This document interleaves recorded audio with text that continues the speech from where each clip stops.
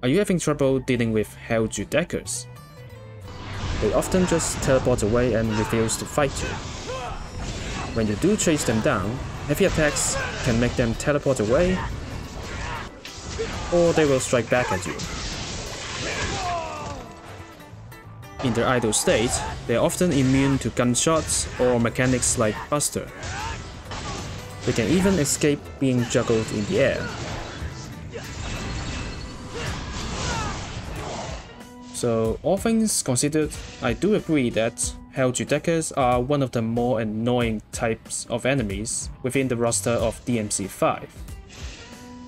Which is why, in this video, we are going to explore efficient strategies that you can take against Hell Judeccas. First, we will start with Nero. Nero's effectiveness in handling the situation varies by the breaker he has.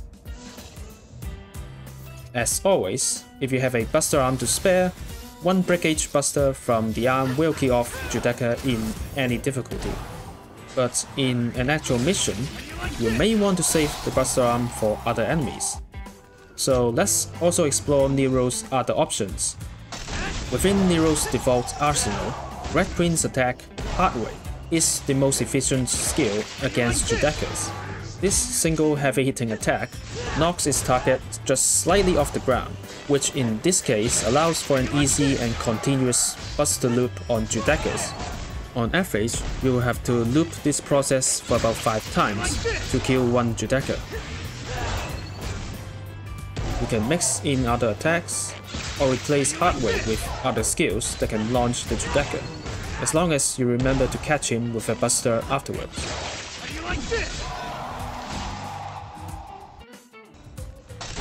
You can also use other breakers to help speed up the process.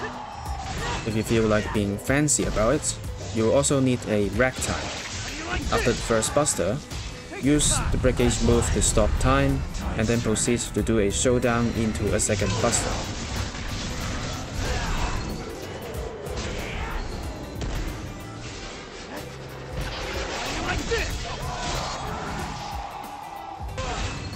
Another way to speed up the process is to use Punchline. The breakage rocket punch from this breaker can take out 1/3 of the Judecca's health. Lastly, if you miss the timing when the Judecca spawns and have to chase him down, I recommend using the air attack Payline. This attack charges straight towards the target from the air, and can have a long reach based on your starting height.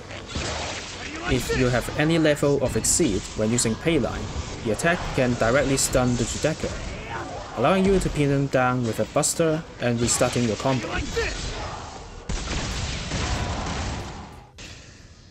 Now, let's get to talking about Dante's strategies.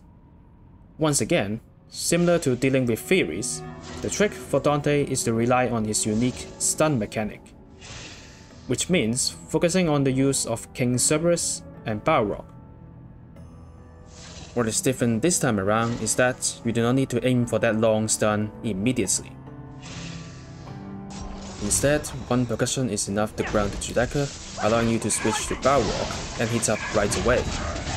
A few extra punches will add up and give you the long stun, allowing for a double real impact, sending the Judecca straight back to hell. Besides using stun, a riskier but surprisingly fast alternative is to use double Kalina An. Using the laser beam Mecha Cascade in DT, along with sending out round trips, is enough damage to take out the Judecca in one blast. But be warned that the Mecha Cascade will cause Dante to stay in recovery animation for a few seconds, so take that into consideration when trying out this method.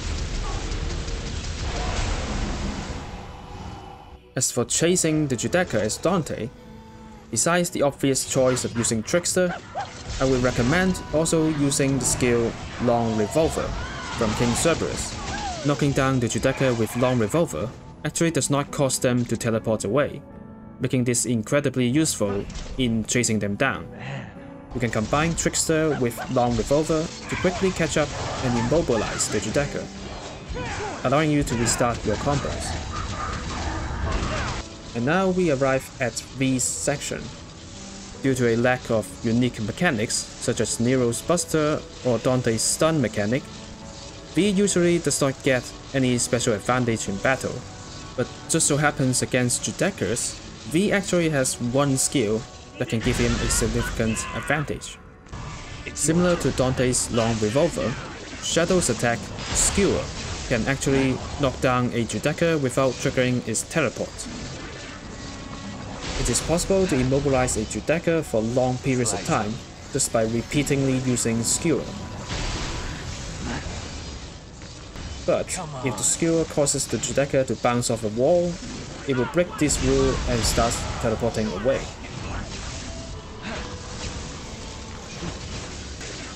But even so, you can usually pin him down using this method long enough to deal substantial damage before he can escape. This is certainly helpful in cutting down the time needed to chase down the Judecca. However, it is also worth pointing out that in the chaotic situations such as Mission 9, you likely won't be able to focus on one Judecca. In chaotic situations like this, I would actually not recommend using this tactic. Instead, you should mostly use Shadow to keep V safe using the side dodge. Lastly, we arrive at Vergil. Once again, Vergil can completely dominate his enemies, and one particularly powerful skill is Void Slash. Simply by spamming Void Slash, Vergil can immobilize the Judecca until he dies. But with how easy it is for Vergil to track down Judeccas using his own trick teleport, or attack from afar with judgment cuts, you can honestly just do whatever you like. But in case you haven't got the timing down for judgment cuts, Void Slash will be your best friend. And that's all I can share on how to deal with Hell Judeccas. The rest of the video will be a few clips from campaign missions and Bloody Palace, showing how I use these methods to handle Judeccas in actual battles. I hope that this video has helped you learn more on how to deal with this enemy. Have fun with DMC5, and I'll see you next time.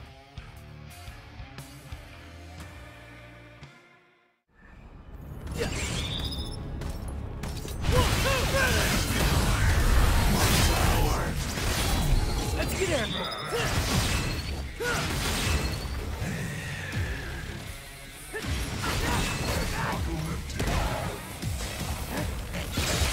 Like this!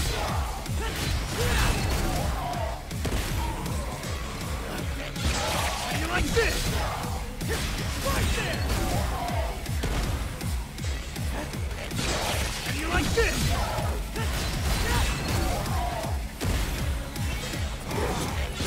How you like this?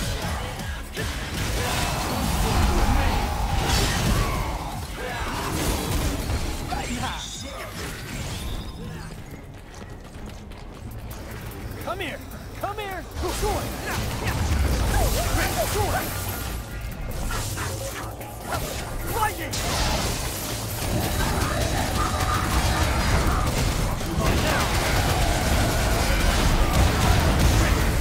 Sword!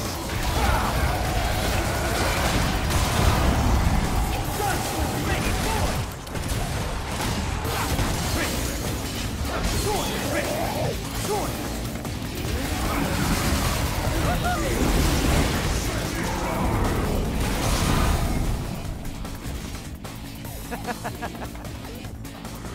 Guts and all.